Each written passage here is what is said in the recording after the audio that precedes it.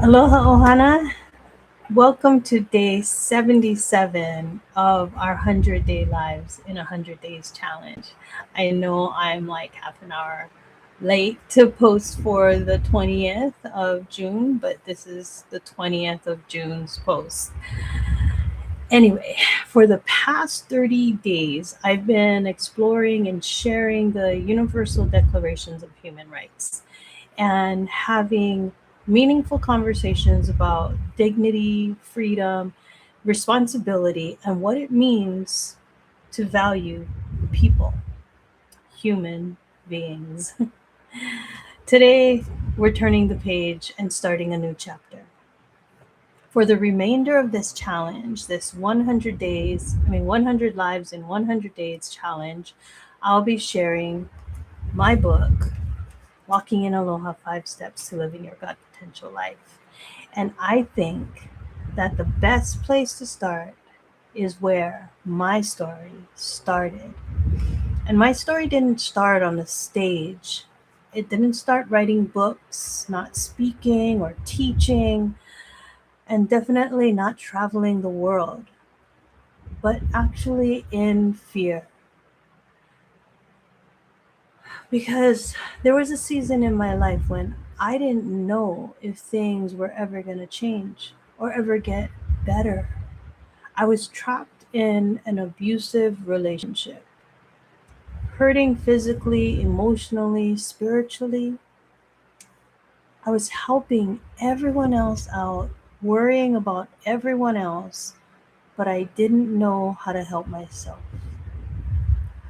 From the outside, people may have thought everything was fine, but behind closed doors, my reality looked very different. And maybe you've experienced something similar. Maybe not the exact circumstances or anything like that, but you have faced fear. You have faced failure, fear of rejection, or fear of starting over, fear of not being enough, fear of what people might think. Fear has a way of convincing us that we're stuck, that things will never change, that our best days are behind us, that you're like, things will never change. I'm done. This is it. This is the best that it'll ever be. But here's what I learned: fear is loud. Fear is loud. And faith is often quiet. Fear tells you to quit, but faith tells you to take one more step. Fear focuses on the problem, but faith focuses on God's promise. Fear says you're finished. Faith says God is not done with you yet. The turning point in my life wasn't when my circumstances changed. The turning point was when I began trusting God in the middle of my circumstances. That's an important difference because many of us are waiting for everything around us to change before we have peace. But God often teaches us peace before the breakthrough even arrives. The one scripture that carried me through some of my darkest days is Philippians 4:13. I can do all things through Christ who strengthens me. Not some things, not easy things, all things. All things. That doesn't mean that life becomes perfect. It doesn't mean that, you know, things are just washed away. But it means that God becomes your strength. And little by little, step by step, prayer by prayer, God began rebuilding my life. What the enemy meant for evil, God used for good. And today we're standing here, I'm standing here, as living proof that your past does not get the final word. Your mistakes, they don't get the final word. Your pain doesn't get the final word. And fear definitely does not get the final word. God does. And that's where walking in aloha began. That's where it begins, not with perfection, not with having all the answers, but with the decision to trust God with the next step. And here's something that hit me recently. I mean, like just before coming on here, kind of recently. 24 days from now, I will be standing in Paris, France, July 14th, and that is Bastille Day. As we complete this 100 days, this 100-day challenge, I will be celebrating it on their Independence Day. I didn't plan that. I didn't map that out. I didn't count the days so that it worked out. I didn't connect the dots. But God did. This book begins with fear, but the journey ends on a day known for freedom. Only God could write a story like that. Only but God. Maybe that's a reminder to all of us that we make plans, but God writes stories. And if He's still writing your story, don't quit. Don't quit before you reach the next chapter. Because what fear has been holding you back from that fully trusting God with your next step? Think about that. Fear has been holding you back from fully trusting God. This book, 5 Steps to Living your God potential life. And that is what fear has been doing. It's been holding you back. So each day I will be coming in and I will be sharing from the book. And if you haven't gotten your book yet, it is available on in Walmart. Walmart online has it. I'm not sure if Barnes and Noble has it, Amazon has it, but I believe that Amazon's price went up.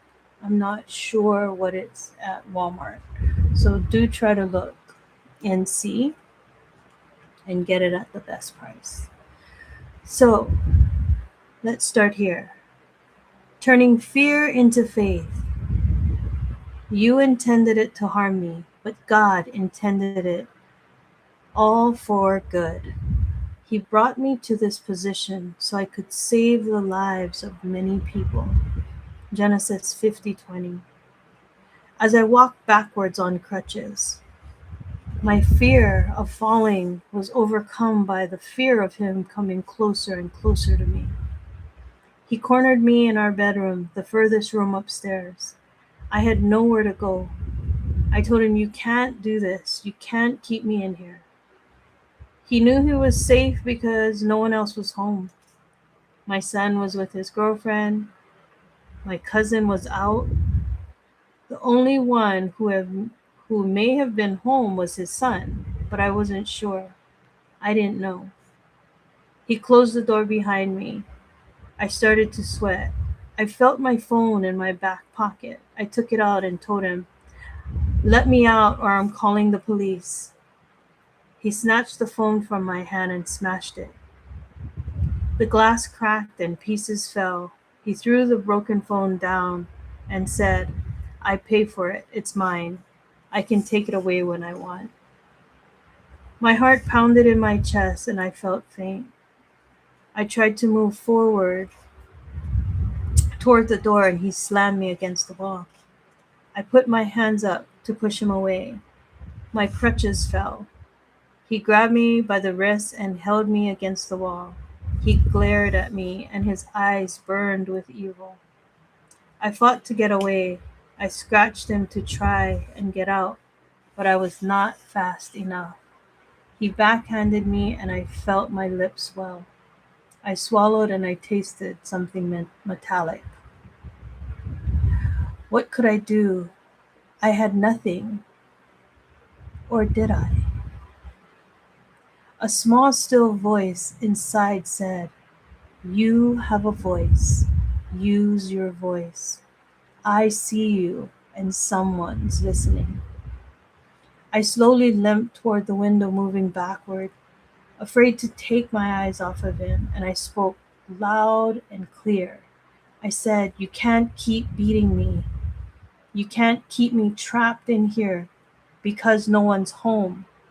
You already broke my phone, so I can't call the police. Just let me go, and I won't tell anyone. Just let me out of our bedroom." You see, when I was feeling that way, when I was saying those things, I was literally trying to describe where I was in the house so that someone would know. In my mind, it all came back so clearly. The neighborhood security office was nearby. If I could say all that, it would be telling whoever may be listening through that open window what was happening and at where I was in the house. See, that's what I was doing. Before I knew it, there was a loud knocking on the door. It was his son, telling him that the police was at the door. Yes, his teenage son had been in the house the whole time and had done nothing. He just stayed in his room and acted like nothing was going on. When he went downstairs to talk to the police, I grabbed one crutch, hobbled to my son's room, and locked the door. I immediately thought it would be the first place he would look for me when he returned. Down the stairs and used my cousin's key to get into his room and lock the door. Hands trembling, heart pounding, I slumped on the closet floor and hid in the dark. I don't know how long it was before the officer knocked on the bedroom door and asked me to open it. I was afraid to open the door. I asked if he, the abuser, was still in the house. The officer assured me that he wasn't in the house and that I was safe to come out. He opened the door. I opened the door and the officer helped me off the floor. He helped me to the kitchen table and told me to sit down. He looked at me and got on the radio. He asked if I was all right and if I needed an ambulance. I remember saying no. I didn't know what I looked like. I didn't even think about it. But when another officer came in with a camera, they explained to me that they needed to get pictures. They also said that they'd call the ambulance because I may have a concussion.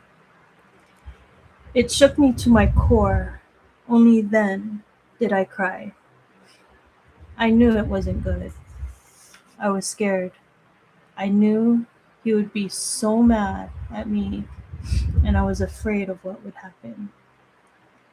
In the hospital was the first time I saw my face. I had huge welts on my forehead, my lips were swollen and crusted, my body ached. I could see marks all over my arms and legs. I thought, did I fight back? Did I do nothing? I remembered punching and scratching in defense, but I guess it hadn't been enough given how I looked. I noticed the little clock on the wall and realized that the children I babysat were coming over in a few hours. I hadn't known that it was nearly 2 in the morning. I couldn't cancel now. It wouldn't give their mom enough time to find another babysitter. People were depending on me. I had to get home. I thought about how I could hide the lumps on my head with a hat. If I iced my lips, maybe I could bring the swelling down. Or I could lie about it. I would do whatever I could to keep helping people and hiding what was happening. I'd keep helping people. People who needed a place to live stayed with me. Everyone who needed a babysitter knew they could call on me. Anyone who needed help knew they could depend on me. But who would help me? I didn't know whom I could turn to. I knew this could not go on. I wasn't safe.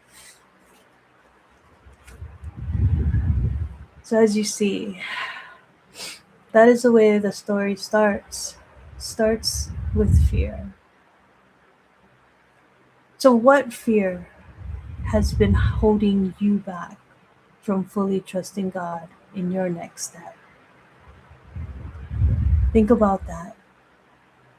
And until tomorrow, until I share the next part of my story, have a blessed night and a hui ho. I see you guys tomorrow.